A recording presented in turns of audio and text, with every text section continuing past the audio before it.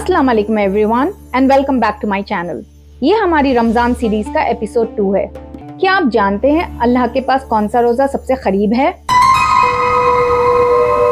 रोजे में भी फर्क होता है।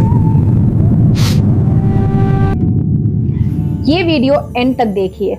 मैं आपको एंड में एक बहुत ही इंपॉर्टेंट टिप देने वाली हूँ। कुरान बताता है कि रोजा क्यों फर्ज हुआ। सूरह अल बकरा चैप्टर नंबर 2 वर्स नंबर 183 में, मोमिनो, तुम पर रोजे फर्ज किए गए हैं जिस तरह तुमसे पहले लोगों पर फर्ज किए गए थे, ताकि तुम परहेजगार बनो। सिंपल वर्ड्स में रोजे का गोल है इंसान का अखलाक बेटर करना, भूखे रहना नहीं। इसलिए नबी ने फरमाया, सिर्फ भूखा रहना रोजा नहीं। कुरान ये भी कहता है सूरह अल मदिया चैप्टर नंबर 5 वर्स 27 में, वत्लो अलैहिम नबअ इब्ने आदम बिल हक, और ए नबी इनको पढ़कर सुनाइए आदम के दो बेटों की कहानी या किस्सा हक के साथ। इस्तरबा कुर्बानन, जबकि उन दोनों ने कुर्बानी पेश की। एक हाबील काबील, और एक उनमें से गनरिये का काम करते थे, भेड़े बकरियां चराते थे, एक काश्तकार थे। तो दोनों ने कुछ अपनी जिन्स लेकर आए और दूसरे जो है वो कुछ अपने कोई जानवर लेकर आए, अल्लाह के लिए नजर के तौर पर पेश किया।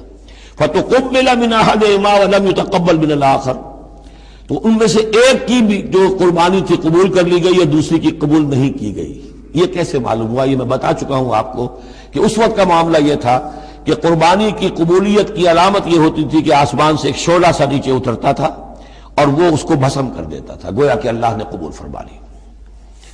काला लाक़तुलन्नक, अब जिसकी ये कबूल नहीं हुई थी उसने कहा अपने भाई से जिसकी कबूल हो गई थी, हसद की आग में जलकर मैं तुम्हें कत्ल कर दूंगा।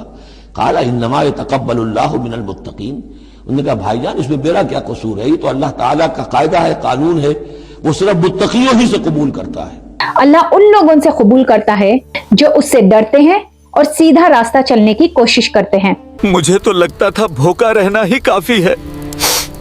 या अल्लाह, क्या मेरा रोजा कबूल भी होगा? यानी सिर्फ रोजा रखना काफी नहीं है, दिल, नीयत, आदत भी चेंज होनी चाहिए।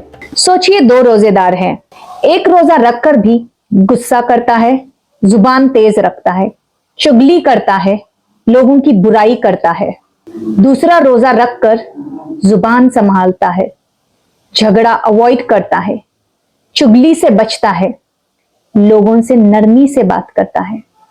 दोनों ही भूखे थे, मगर फर्क सिर्फ अखलाक का था।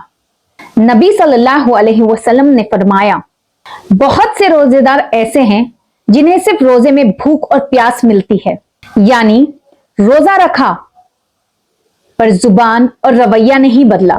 इस साल हमें सिर्फ भूख और प्यास का रोजा नहीं रखना, जुबान का, रवैये का और दिल का भी रोजा रखना है। तो ये थी कुरान और हदीस के हवाले की बात। अब मैं आपको जो शुरुआती वीडियो में मैंने कहा था, मैं आपको वो एक सिंपल टिप बताऊंगी। आप अपने रोजे को कुछ इस तरह चेक कर सकते हो। अगर रोजे के बाद जुबान सॉफ्ट हो, गुस्सा थोड़ा कम हो, झूठ कम हो, चुगली और गीबत का मन ना करे और उससे आप परहेजगार बनो, लोगों से रवैया आपका बेटर हो, नमाज का दिल करे, तो ये समझना कि ये इट्स अ गुड साइन, आपका रोज़ा असर कर रहा है। याद रखें, कबूल रोज़ा वही है जो इंसान के अखलाक बदल दे। हर इफ्तार पर ये दुआ ज़रूर करें, या अल्लाह मेरा रोज़ा कबूल फरमा, मेरे अखलाक बेहतर बना। तो ये थी आज की छोटी सी सीख। हमारे सफ़र में बने रहिए। अगले एपिसोड में हम ये देखेंगे रमज़ान में शैतान कैद होता है, हम फिर भी गुनाह क्यों करते हैं?